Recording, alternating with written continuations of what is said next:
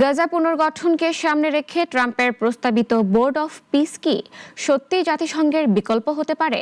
আজীবন চেয়ারম্যান থাকার বিধান, বিতর্কিত সদস্যপদ এবং $1 বিলিয়ন শর্ত ঘিরে উঠছে নানান প্রশ্ন। ডেস্ক রিপোর্টে বিস্তারিত।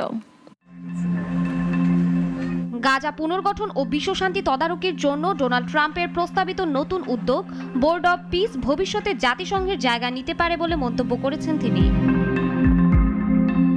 মঙ্গলবার হোয়াইট হাউসে এক সংবাদ সম্মেলনে ট্রাম্প বলেন, দীর্ঘদিন ধরে জাতিসংঘ তার সক্ষমতা অনুযায়ী কার্যকর ভূমিকা রাখতে ব্যর্থ হয়েছে। তার ভাষায় সেই শূন্যতা পূরণ করতেই এই নতুন বোর্ডের প্রয়োজন। CNN জানায়, এই বোর্ডের খসড়া চার্টার আন্তর্জাতিক অঙ্গনে ব্যাপক উদ্বেগ সৃষ্টি করেছে, কারণ সেখানে বলা হয়েছে ট্রাম্প আজীবনের জন্য অথবা অনির্দিষ্টকালের জন্য এই বোর্ডের চেয়ারম্যান হিসেবে দায়িত্ব পালন করতে পারবেন। বিশেষ করে এমন এক সময়ে এই উদ্যোগ এসেছে যখন ন্যাটোর সঙ্গে গ্রিনল্যান্ড ইস্যু এবং ইউরোপীয় মিত্রদের সঙ্গে শুল্ক নিয়ে ট্রাম্প প্রশাসনের সম্পর্ক বেশ টানাপোড়েনের মধ্য দিয়ে যাচ্ছে। এই প্রেক্ষাপটে 80 বছরের পুরনো জাতিসংঘকে চ্যালেঞ্জ জানানোর বিষয়টিকে অনেক বিশ্লেষক বিপজ্জনক নজির হিসেবেই দেখছেন। হোয়াইট হাউস জানিয়েছে, গত শুক্রবার গঠন করা হয়েছে বোর্ড অব পিসের প্রতিষ্ঠাতা নির্বাহী বোর্ড।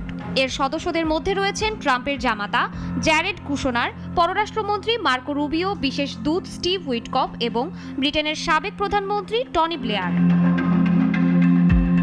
খসড়া সনদ অনুযায়ী ট্রাম্প কেবল তখনই চেয়ারম্যান পদ থেকে অপসারিত হতে পারেন যদি তিনি নিজে পদত্যাগ করেন অথবা নির্বাহী বোর্ডের সর্বসম্মত ভোটে তাকে শারীরিক বা মানসিকভাবে অক্ষম ঘোষণা করা হয়।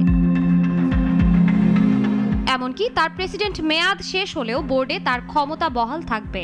এই বোর্ডে সদস্যপদ পাওয়ার শর্ত নিয়েও শুরু হয়েছে তীব্র বিতর্ক। স্থায়ী আসন পেতে হলে দেশগুলোকে দিতে হবে $1 বিলিয়ন। যদিও যুক্তরাষ্ট্র দাবি করছে এই অর্থ গাজা পুনর্গঠনে ব্যয় হবে, তবে সমালোচকরা একে রাজনৈতিক প্রভাব কেনার প্রচেষ্টাও বলছেন। আরও বিতর্ক তৈরি হয়েছে রাশিয়া, চীন ও বেলারুশের মতো দেশকে এই বোর্ডে আমন্ত্রণ জানানোর সিদ্ধান্তে। ব্রিটিশ পররাষ্ট্রমন্ত্রী ইভেট কুপার স্পষ্ট করে বলেছেন, যারা যুদ্ধ চালাচ্ছে তাদের শান্তি বোর্ডে থাকা গ্রহণযোগ্য নয়। ফ্রান্স ইতোমধ্যে এই বোর্ডে যোগ দিতে অস্বীকৃতি জানিয়েছে।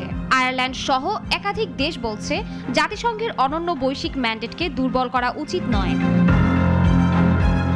জাতিসংঘের মানবিক সহায়তা প্রধান টম ফ্লেচার সাফ জানিয়েছেন, এই বোর্ড কখনোই জাতিসংঘের বিকল্প হতে পারে না। শাশ্বতী সরকার, নাগরিক।